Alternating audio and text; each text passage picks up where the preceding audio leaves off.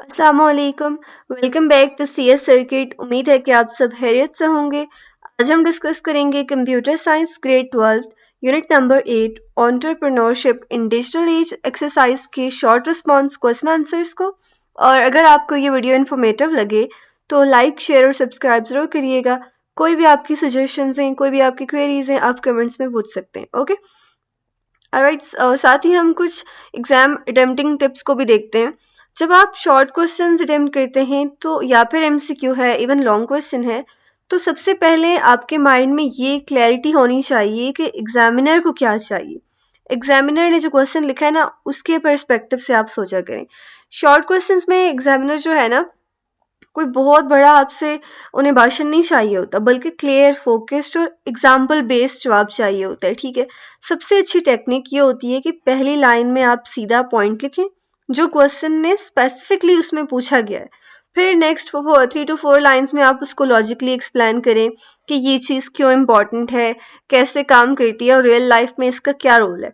और क्योंकि आपने जो है ना एग्जाम्पल मस्ट देनी होती है, एक सिंपल प्रैक्टिकल एग्जाम्पल आप लाजमी दें, उसकी हेडिंग अलग से मेंशन करें, क्योंकि एग्जाम्पल जो है ना वो आपके आंसर को इंस्टेंटली स्ट्रॉन्ग और स्कोरिंग बना देती है। वहाँ पे आपके जो मार्क्स होते हैं ना वो बिल्कुल एग्जैक्ट लॉक हो जाते हैं।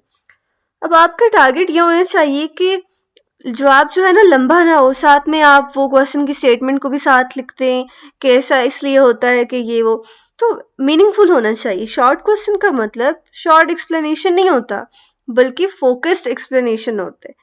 ये सोच के लिखना कि एग्जामिनर ने पहली 2 लाइंस में ये डिसाइड करना है कि आपको मार्क्स मिलने हैं या नहीं। ओके, तो इसीलिए ना आप हमेशा क्रिस्टल क्लियर आंसर लिखें और साथ में एग्जाम्पल ज़रूर दें। ओके, इस तरह लिखने से आपका आंसर स्ट्रक्चर्ड, प्रोफेशनल और मैं कह सकती हूँ कि 100% जो है ना स्कोरिंग बन जाता है। Okay, so let's start with our question number 1। What is the primary purpose of a minimum viable product MVP in the lean startup process? Question basically ये पूछ रहा है कि MVP बनाने का मेन सबसे इम्पॉर्टेंट रीज़न क्या होता है। मतलब स्टार्टअप MVP क्यों बनाता है, इसका फ़ायदा क्या। अच्छा, MVP का प्राइमरी पर्पस ये होता है कि आप अपने प्रोडक्ट का सबसे सिंपल वर्जन बनाकर मार्केट में टेस्ट करें। ओके, इससे आपको पता चल जाता है कि लोग आपके आइडिया को पसंद करते हैं या नहीं। ओके, इस तरह ना आप बिना ज़्यादा जो है वो हम कह सकते हैं आपके पैसे वेस्ट नहीं होते, टाइम वेस्ट नहीं होता, जल्दी से आइडिया आप टेस्ट कर लेते हैं। MVP का गोल जो है ना परफेक्ट प्रोडक्ट बनाना नहीं होता, बल्कि लर्न करना होता है कस्टमर को क्या चाहिए। अगर आइडिया उनको पसंद नहीं आया तो आप डायरेक्शन चेंज कर सकते हैं। फॉर एग्जाम्पल, अगर आप फूड डिलीवरी ऐप बनाना चाह रहे हैं तो पहले वर्जन में सिर्फ ऑर्डर और ट्रैक फीचर्स रखें, ताकि देखा जा सके कि लोग यूज़ करते हैं या फिर नहीं। ओके, अच्छा, अब यहाँ पे अगर आप देखें ना तो फर्स्ट लाइन में क्लियर डेफिनेशन लिख दी गई, सेकंड थर्ड लाइन में आप उसका पर्पस आपने एक्सप्लेन कर दिया और लास्ट लाइन में आप एक एग्जांपल ज़रूर मेंशन कर दें। ओके, बहुत लंबे फैंसी वर्ड्स का इस्तेमाल करना कोई ज़रूरी नहीं होता। सिंपल इंग्लिश में आप लिखें जो आप आसानी से याद कर सकें। ठीक है, नेक्स्ट क्वेश्चन इज नेम 2 की strategies for launching N MVP effectively. Sorry, अच्छा, ये पूछा जा रहा है कि यहाँ पे जो है ना हमने MVP लॉन्च करने के 2 इफेक्टिव तरीके बताने, बस नाम नहीं बताना।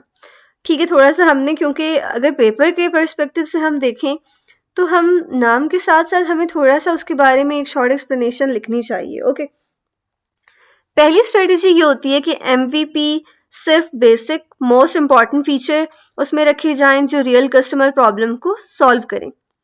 जब प्रोडक्ट सिंपल होता है ना तो टेस्टिंग आसान होती है।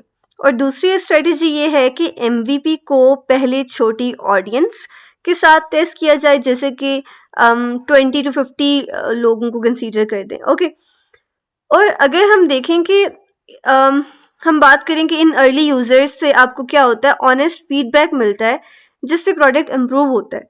अगर उनको पसंद आता है तो आप फिर प्रोडक्ट जो है ना स्केल कर सकते हैं। जैसे अगर हम बात करें फिटनेस ऐप, पहले सिर्फ जो है ना डेली स्टेप काउंट लॉन्च करता है और फिर 50 लोगों का टेस्ट करवाता है, 50 कर दें, 60 कर दें। अब उसके बाद वो जो है ना आहिस्ता आहिस्ता अपना डाइट और वर्कआउट प्लान्स बनाने लगते हैं, ताकि बाद में वो, पहले अगर वो ज़्यादा लोगों में उसको जो है वो पूरी पब्लिक में लॉन्च कर देंगे, तो फिर उन्हें जो फीडबैक मिलेगी उन्हें उससे समझ नहीं आएगी, माइट भी वो नेगेटिव हो सारी की सारी, हो सकता है ना, इसीलिए टेस्ट कर लिया जाता है पहले। Okay, next one is how does user feedback contribute the iterative development process. Question में ये पूछा जा रहा है कि यूजर्स का फीडबैक प्रोडक्ट को इम्प्रूव करने में कैसे हेल्प करता है। अच्छा, यूजर फीडबैक डेवलपर्स को बताता है कि प्रोडक्ट में क्या अच्छा है, ठीक है, और क्या मिसिंग है। इस फीडबैक की बेस पर डेवलपर्स प्रोडक्ट की नेक्स्ट इम्प्रूव्ड वर्जन बनाते हैं। ओके, देखिए ये ऐसे है ना कि फीडबैक, जैसे आपने किसी रेस्टोरेंट में खाना खाया, ठीक है, और फिर वो जो आप स्टार नहीं दे रहे होते, आपने उसको रेट कर दिया। अब वो रेटिंग देख के बाकी लोग भी जब उस रेस्टोरेंट में जाना चाहेंगे, उससे पहले वो देख लेते हैं, तो उन्हें आपकी फीडबैक से एक पता चल जाता है ना कि भाई इस रेस्टोरेंट में किस तरह का, लाइक ज़रूरी नहीं है वो आपकी फीडबैक हो, बहुत सारे और लोगों की हो सकती है। तो फिर पता चल जाता है ना फीडबैक और रिव्यूज़ से कि उस जगह की वैल्यू कैसी है या कितनी है, किस तरह का खाना वहाँ पे मिल रहा है, कैसे उनकी जो है ना बाकी चीज़ें हैं, ठीक है। तो बेसिकली ये जो फीडबैक की हम बात करते हैं ना कि इम्प्रूव वर्जन बनता है, तो ये प्रोसेस बार बार रिपीट होता है, बिल्ड, टेस्ट, लर्न, इम्प्रूव। इससे ही आइटरेटिव, इसलिए जो है ना आइटरेटिव डेवलपमेंट कहते हैं। ये इंश्योर करता है कि प्रोडक्ट रियल यूजर्स की नीड्स के मुताबिक ग्रो हो। फीडबैक से assumptions हट जाती हैं और रियल प्रॉब्लम्स सामने आ जाती हैं, ठीक है। अगर स्टूडेंट्स लर्निंग ऐप में डार्क मोड मांगते हैं, तो नेक्स्ट अपडेट में ये ऐड होना चाहिए। ऐसे ही है ना, ताकि यूजर्स को जो चीज़ चाहिए वो उन्हें मिल जाए और वो फ्रस्ट्रेट ना हो। ओके, इसलिए फीडबैक की बहुत ज़्यादा इंपॉर्टेंस होती है। Next one is what is one important consideration when scaling an MVP to a larger audience। अच्छा, यहाँ पे पूछा जा रहा है कि MVP को ज़्यादा यूजर्स तक पहुँचाया जाए तो किस चीज़ का ख्याल रखना बहुत ज़रूरी है। जब MVP को लार्जर ऑडियंस तक स्केल किया जाता है ना, तो सबसे इम्पॉर्टेंट चीज़ ये होती है कि प्रोडक्ट ज़्यादा लोड हैंडल कर सके, मतलब सिस्टम स्लो या क्रैश ना हो। आपको इंश्योर करना होता है कि सर्वर स्ट्रांग हो, डेटा सिक्योरिटी टाइट हो और आप सब यूजर्स को स्मूथ एक्सपीरियंस दें। सपोर्ट टीम भी रेडी हो ज़रूरत पर, ठीक है। स्केलिंग का मतलब सिर्फ ज़्यादा लोग नहीं होता, ज़्यादा परफॉर्मेंस भी होती है।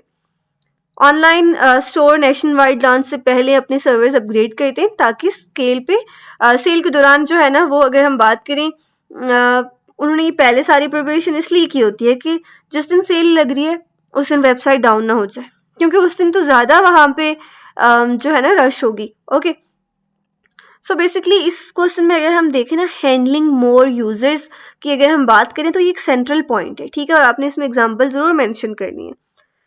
Question number 5 is describe one method for collecting user feedback during the MVP phase।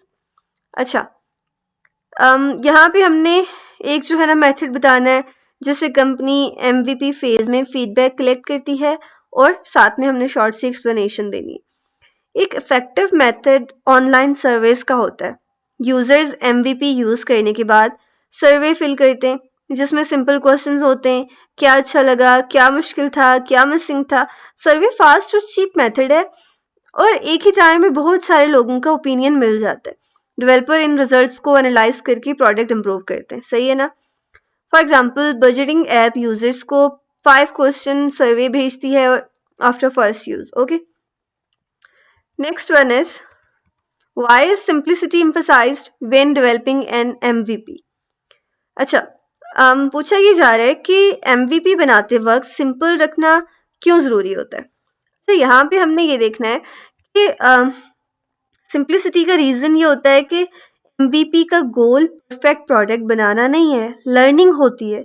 जब प्रोडक्ट सिंपल होता है तो यूजर्स इजीली टेस्ट कर लेते हैं और क्लियर फीडबैक देते हैं।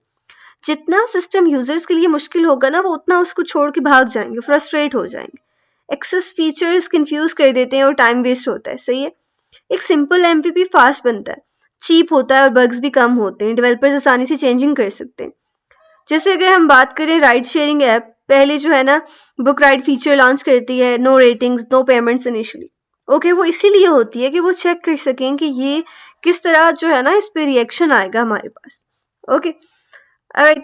Last one is, how can customer feedback be effectively collected and used during the MVP phase?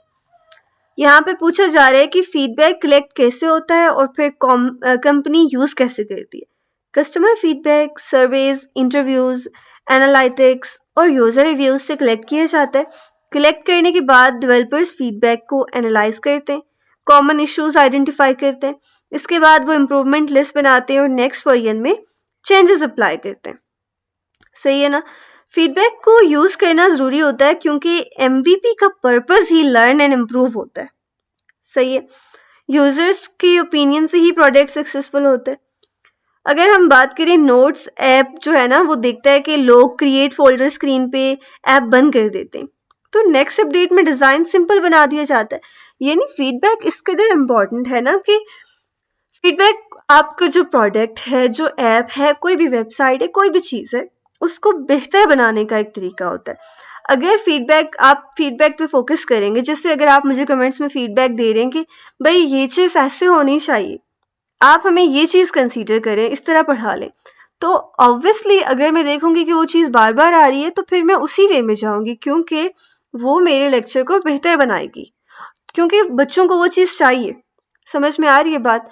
सो ये थे बेसिकली हमारे यूनिट नंबर 8 एंटरप्रेन्योरशिप इन डिजिटल एज के शॉर्ट रिस्पॉन्स क्वेश्चन आंसर्स, और इस यूनिट में लॉन्ग क्वेश्चंस नहीं है। ओके, सो मिलते हैं नेक्स्ट वीडियो में। अपना ख्याल रखिएगा। अल्लाह हाफिज़।